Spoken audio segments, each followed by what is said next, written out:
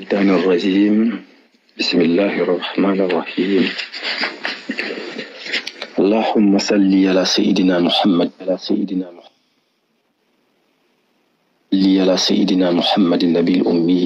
وعلى آله وصحبه وسلم تسليما كثيرا.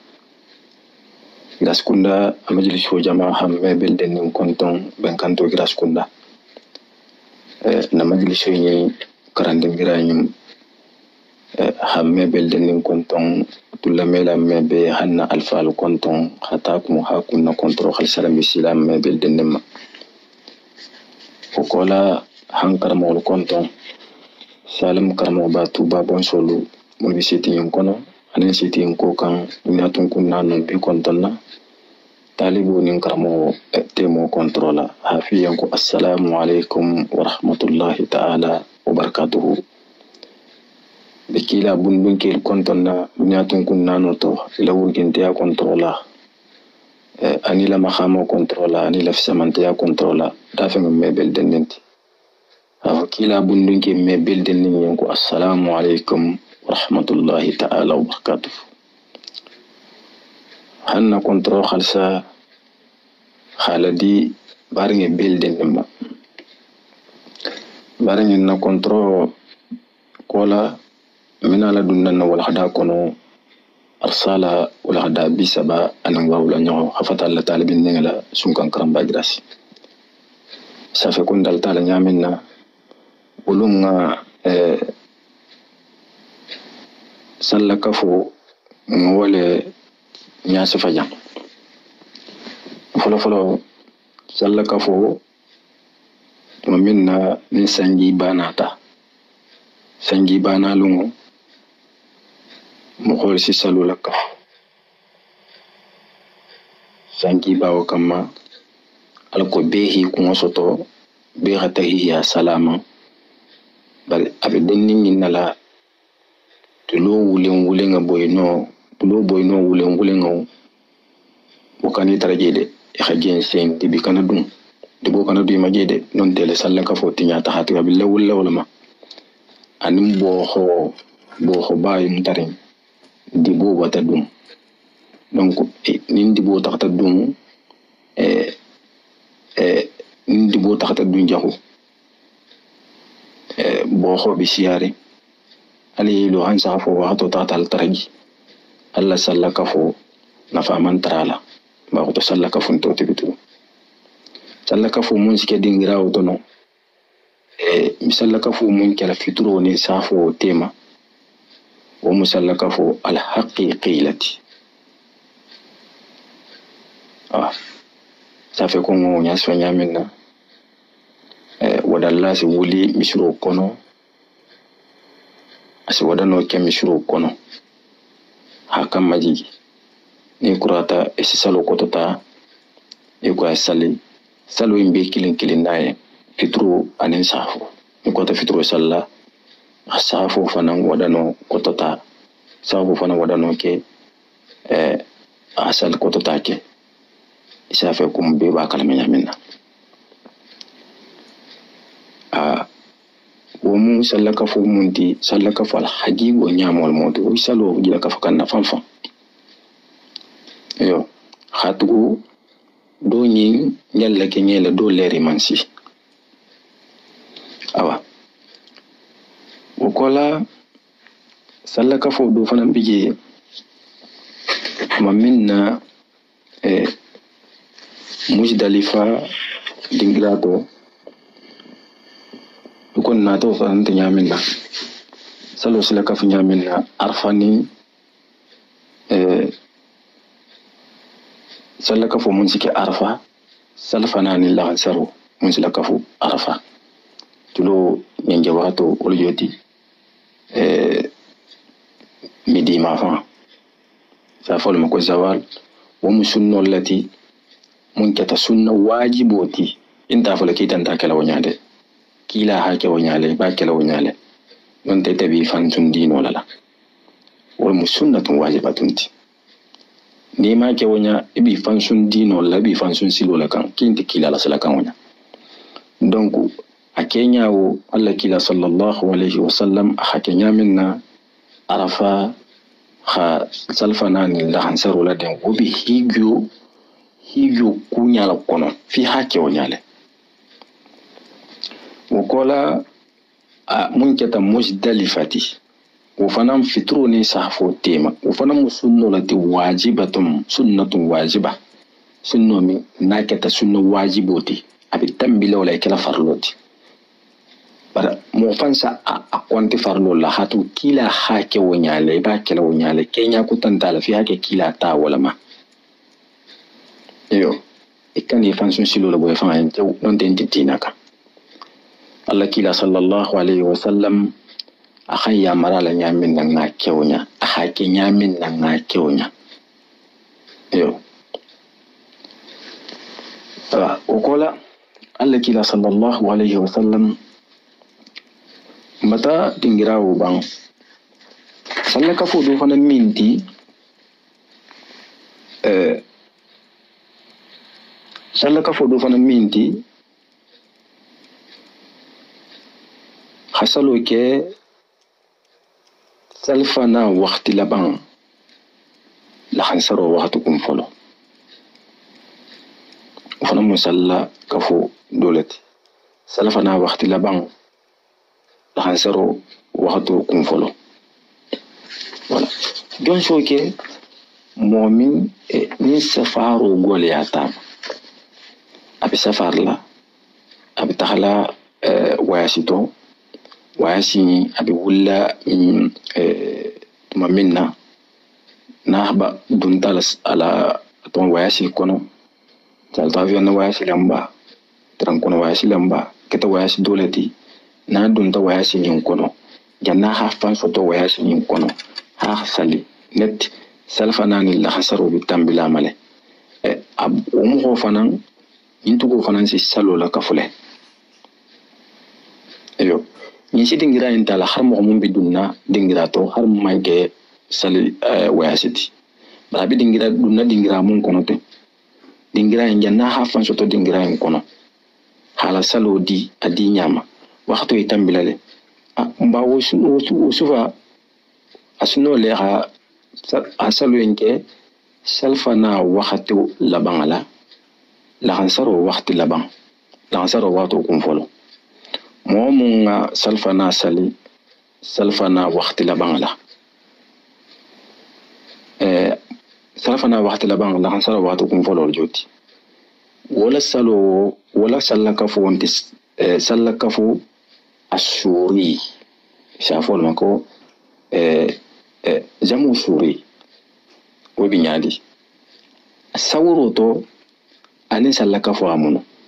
bal al hajigu to sallaka funte yo hatu salfana waqti laban la sara watu kun folor joti donc ajana sala waqtu la bari wayasi kenya ma wal khata ajana waqtu mumbulata ham salfana waqti laban asi wala kuto sonia mun keta yin woto wala keta salfana la dugundoti ha waqtu laban wala mulla ansaro waqtu kum foloti ko ngala nyamen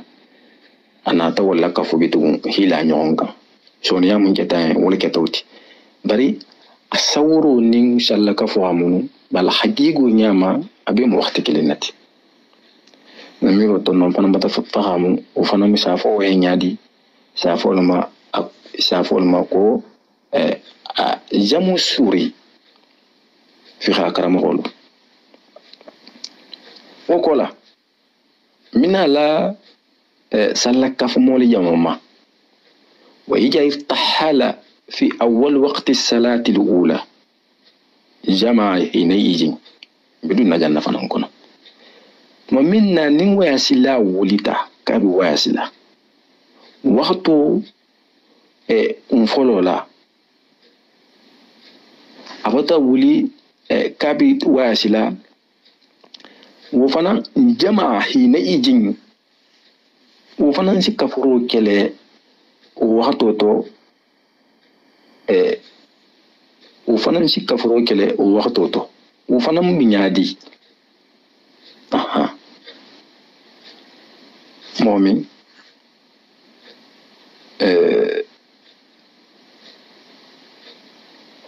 mo mi ko nga fa nyami na sai mo mun bi din na dungira do to non da waya sila no folo mo fonya mo mi dun na dingira do ton to de misala mo min bi waya sila la moti tahala waya si do to donc waya si en kono donc abatar la position mun to وباتر لا سلفنا نلا خنسر وتتمبي تونت فيترو ني سافو وتتمبي وهكان اكل نيامن انجنا ولا سيفا حالا بان وقتو دو لا بان وقتو دو كون فولا ني كفو سافو ماكو جامو سوري كسلا كفو من ساوروني سلا كفو خمون با الحقيقو نياما سلا كفونت اودو ني تما مننا ni waya sila wulita abata nyingan ne kay wulla waxto kum folo kay ta waya sila fanan ci kafro kelo waxto to awa dingira en to jang ngamo siamon concerne la haraman ka waya silati comme france jang mara dingiral to dingira nga no makale yo nyadi mo min mata wuli yo abatan la fi kay waya sila bawi ay waya sila abina l'avion ta la misal to 13h30 13h40 une heure tun 13h tun atajina la waya singin dam tala wal kono yo misal to salfana wo mu 14h lati ito dulin bina la wala 13h tun mole salfana mu 14h lati 14h et quelque na ko ka salfana makono avion nyimba danale non na ko salfana makono misal to momi na bidu na dingal to dingrami salimeno kelegi amme kenya fi intala fa posal wato atamba ko abidingira monto insufa kunyi nyinsi salo kun fola wato kun fola fa tariya nyama 13h a salfana sali ala zero sali iyo jamaa hina izin aw no to wosu ka furo kala no to hatu jan wulle hatu na tata dum waya sin kono adun ta waya sin kono janna ha fan soto ubatar la salfana la khansaro abiba tatambiya ku net abatara abu tar la fan aba fan soto min fitro lamu ni fitro fa man ta tambe donc na halun na al haqiqu nyamu bo nyale amenu ibula la habuku to la khansaro waqtu hatu guna sunno le ibula la khansaro waqtu man tambi salfana ni la khansaro nakafo man wajibi yama aman kangaya man dagaye munna salfa la khansaro waqtu musalfana waqtu lati sunno le salla yo aman tambi de no salfana waqtu man tambi i salfana waqtu daruri le kono isa salle bi adai mala dingira otono mba ni dum ngal net yanni khabonyi kono salfana ni la khansaro be tambi la bi taghi retrouver la jamina to do fitru non to fitru fa mata tambi imbo to goyen ayaji ma hina iji no to ge janna hadun kunya kono 13h ma akhala salfana ni la khansaro sali yo ba fala sallaka fo nyani adi ko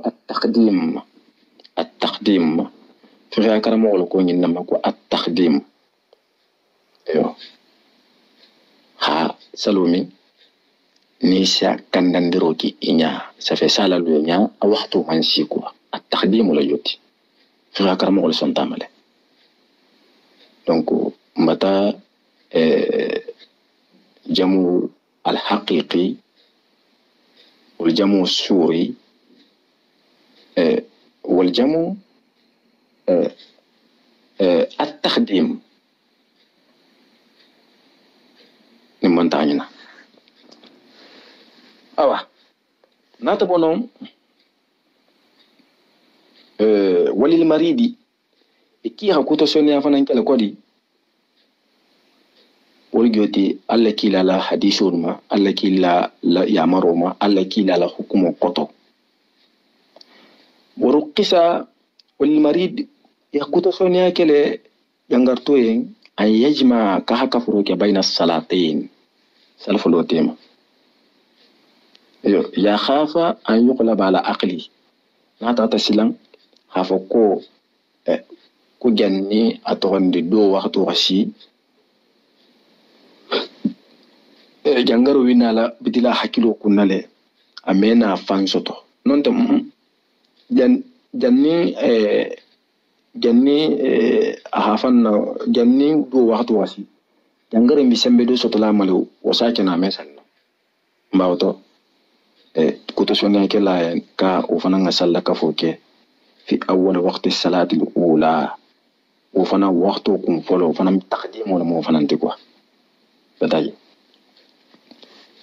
inda zawali miditumo misal to sal ufango tulongin ngi wato misal to miditumo ha salfana sali ala ansaro sali na khayno da jangar mum binna janni afsan kula ansaro doron awata bitin kunna mesal no mes ansaro wato stambile inta mesal no iyo mbawto inda zawal tulongin ngi wato aussi salfana ni la ansaro la kafule ani wa inda al-ghurub tulo fana mboy waxtu fana fitro fana ani saxafo fana tema asul fana nak kafula din grawtono tulo ina la boy tulo boy ka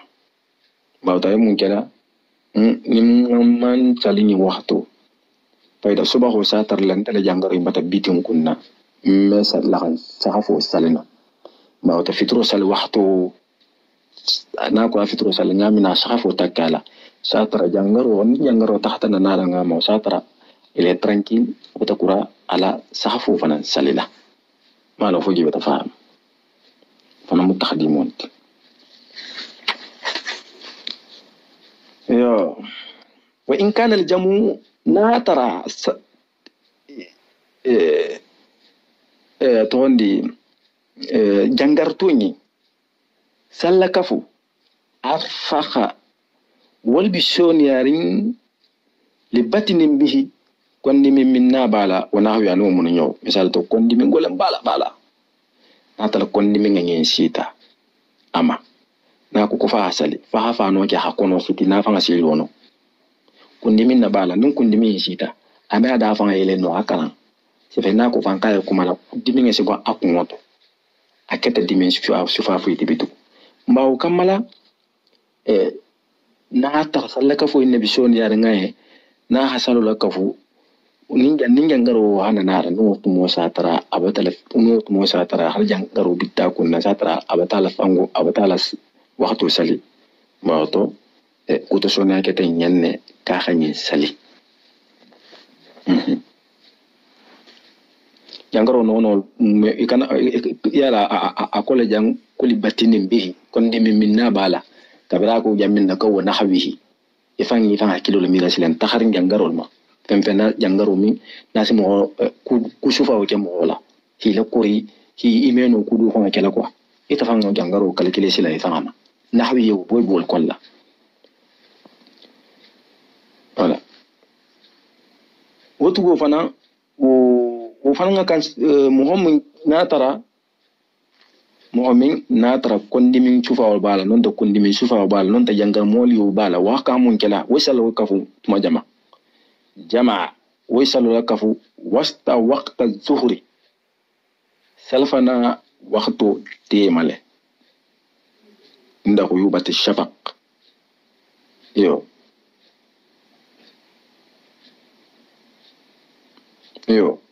wa inda huyubat ash-shafaq lo fanan boy wato aso fanan nta sali non mu fitro fanan tati misal to nen salfana lamu salfana tema yende yo salfana waxto tema mo so fay ay mun kala abido ina dugundilal donni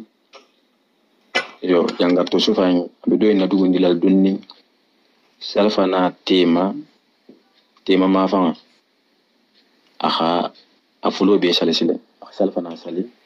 ala ansaro sali yo wa inda ghuyubat وين دا غيبوبة الشفق تلو بوينو وليو واتو تو أسفترو فنان سحفو فنان كفو alako wato sahafo fanan wato kanta hatara abata kyala ntugo salwa nyale akowal muhma alayhi muhammin nakititala muhammin nakititala gidu na wala kito kono de muhammin kitala alayhi nimbo tugoma muhammin kitala la yakhdi ma kharaja waqtu ame fensara mun wakto tambita wato tambita nyadi menyo no kuni no makodi mu'min na kitala treasure akitala treasure le ayi kita treasure utumo salafa na makato jere kelkelati intugo salafa nan ta kunna ko yo atata ilibla fanku fitri salkola yintugo lagansaro fitro wala gilo jala akitita waxtu mun kono wal musalfanati antu sarala eyo khatu akitita le khatra salfana mansi misalto salfana mansi mbawto anti salfana akitita le wutuma salfana mansi bata anti salfana na abota fankala man salfana gilo sarala misal to na yilibula na atata kita ala salfana waxato le misal to tunga jita bendonde mu'min kita la salfana waxato to abi kitla to min salfana waxto watasi khatra man salfana sali yo nis kitobo ta kunna khatra salfana watatambi la khansar watatambi fitru fange fitru la bamma fanga ayilibula ta afanku fitru waxato le misal to o lagansaro anti lagansaro ken sallade atu lagansaro hatarle abi kitringala bar salfana waqtu ma kitala salfana waqtu mun kona hatar salfana waqtu watasi anatena kitala baraman sali abi salfana waqtu sallale hatu waqtu hatarle aman kitala ba wato sile lagansaro sile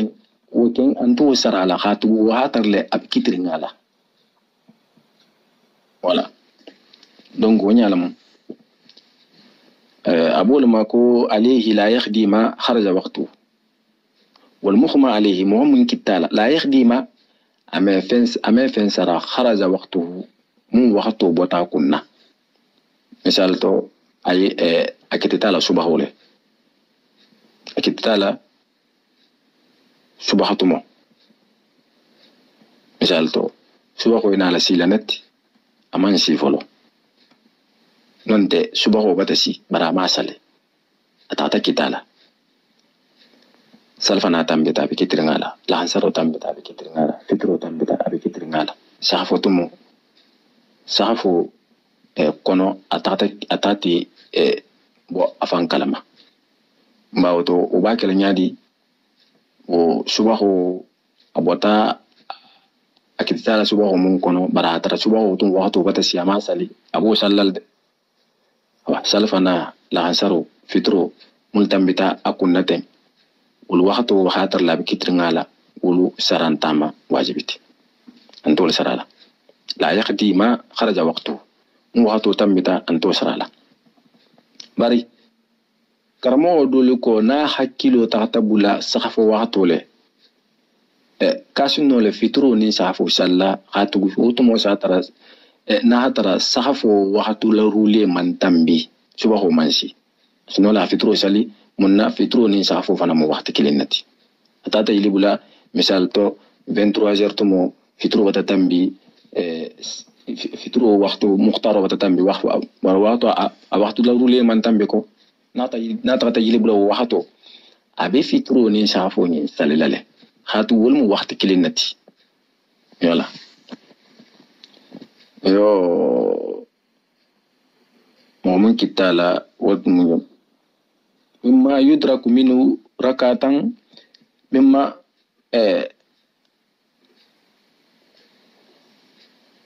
salla yudraku minhu rak'atan arkan kilin shino salla mun kono maji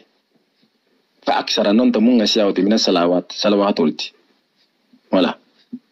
donc ni tata yili bule fanku fitru atondi arkan kilin honno shino sotola fitru to safu mansi mbawto shino la woto fitru o salo bi malako shino la fitru sali voilà misal to atondi subah salo shino ibi yili bule latma minna boli fan kalamat ma minna han hasal ge mutakura safo shino le lu sabanyo shino la sotola safo kono mbawto mum bi tamajang ibi safo sallala ko yo misal to safo sali khallo kilin soto subaho to tilo mambo subaho leri man tambi inta fa le ko safo leri wata tambi ko tunga subaho makata ebi safo nyi sallale khatu ibat isido isafo salnole subaho man tambi tana subaho sali mbawto to otugo munyilbulata afanku safo hatola arkan sabanyo on miturin safo la arkan kilin yo miturin safo la asafo salla qura subahu sali na tara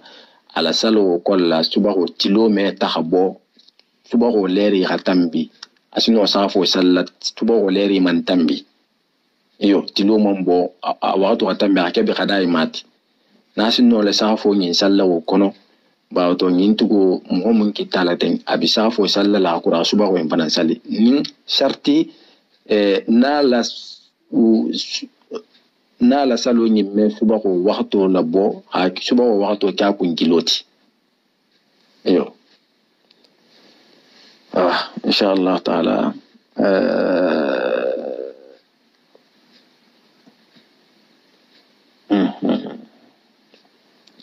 minal na la wal khada kutama inshallah nom fanan ana fay bu ñal la fam ni sawulta ma fangala inshallah taala musumi na hilisita donc o fanan taske nyame inshallah awa min ben tasabu ma alhamdulillah karamul hasifa nyawnyale nimman ta ben sabu ma talibu wala tada sago lamu sala hakutun yanna soto saha nyakon fi inshallah barangel konton fa be yanku assalamu alaikum wa rahmatullahi ta'ala wa barakatuh